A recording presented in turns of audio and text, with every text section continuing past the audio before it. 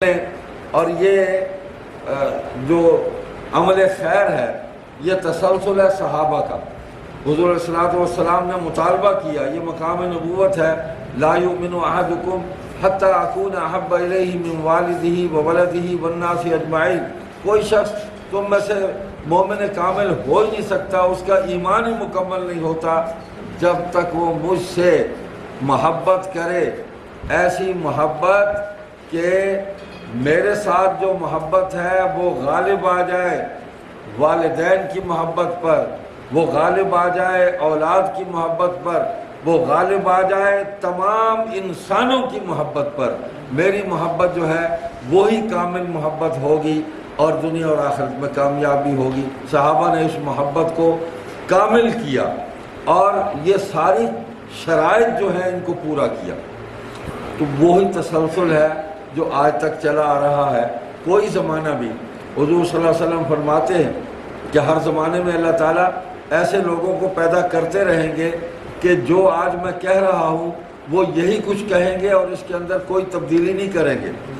اور جو آج میں عمل انجام دے رہا ہوں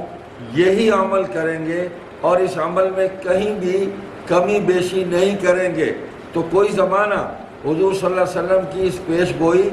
اور آپ کے عطا کیے ہوئے اس دین کو لے کر چلنے والے لوگوں سے خالی نہیں رہا، کبھی بھی خالی نہیں رہا اور کبھی خالی نہیں رہے گا۔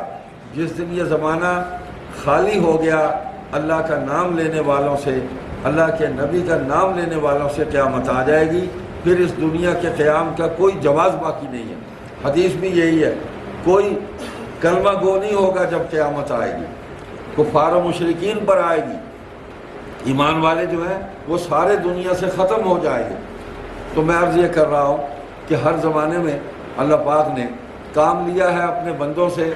چونکہ یہ دین قیامت تک رہنا ہے تو اس دین کی دعوت جو ہے یہ قیامت تک چلنی ہے، چلتی رہنی ہے۔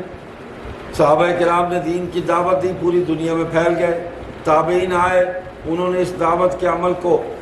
آگے جاری کیا، اور تب سے آج تک دین کی دعوت کا، دینی عقائد کے تحفظ کا، دین کے خلاف اٹھنے والے فتنوں کی سرکوبی اور ان فتنوں سے امت مسلمہ کو باخبر کرنے کا جو عمل خیر ہے وہ جاری ہے اور جاری رہے گا۔ حضور علیہ السلام کے عہد میں اسود انسی نے، مسلمہ کذاب نے نبوت کے دعوے کیے تو کسی نے مفاوت نہیں کی ان سے، دونوں قتل ہوئے۔ اور جس طرح فرما رہے تھے میرے بھائی مولانا خالد محمود صاحب کہ جنگ یمامہ کے اندر کتنے، حضرت بھی فرما رہے تھے صحابہ نے قربانی دیا، 1200 صحابہ شہید ہوئے اور 800 ان میں وہ ہیں جو حافظ قرآن ہیں۔ اتنی قربانی کسی بھی جہاد کے اندر نہیں دی گئی۔ جانشین امیر شریعت سید ابو معاویہ ابو ذر بخاری رحمۃ اللہ علیہ فرمایا کرتے تھے کہ صحابہ نے اپنی لاشوں کا فرش بچھا دیا، اور ان کی آرزو یہ تھی کہ اس فرش پر، ہماری لاشوں کے فرش پر محمد کریم کی سواری گزر جائے، ہمیں لتاڑتی ہوئی، ہمیں زمین کے ساتھ برابر کرتی ہوئی گزر جائے، ہم مٹی سے مٹی ہو جائیں، مل جائیں زمین میں، لیکن اللہ کے ہاں ہمارا درجہ بلند ہو جائے۔ تو صحابہ نے ایسے ہی کیا، بڑی قربانی دی ہے، اور اسی قربانی کے اثرات جو ہیں اس کے نتائج ہیں کہ آج ہمارا عقیدہ ختم نبوت کا محفوظ ہے۔ دنیا کی تاریخ اٹھا لیں، چاہے کفریہ نظاموں کے بھی انقلاب ہے نا، تو قربانی کے بغیر کوئی بھی انقلاب، کوئی بھی تحریک کامیاب نہیں ہوئی۔ جتنے آپ دنیا کی ساری تاریخیں اٹھا لیں،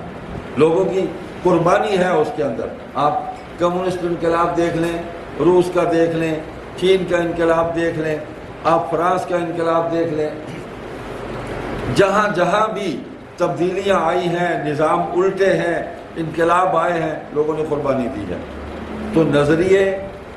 مرا نہیں کرتے، نظریے باقی رہتے ہیں۔ ہاں، جو حق اور سچ ہے اس کو دوام ہوتا ہے، اس کو پذیرائی ملتی ہے، اس کو طاقت ملتی ہے، اس کو ہر زمانے کے لوگ قبول کرتے ہیں۔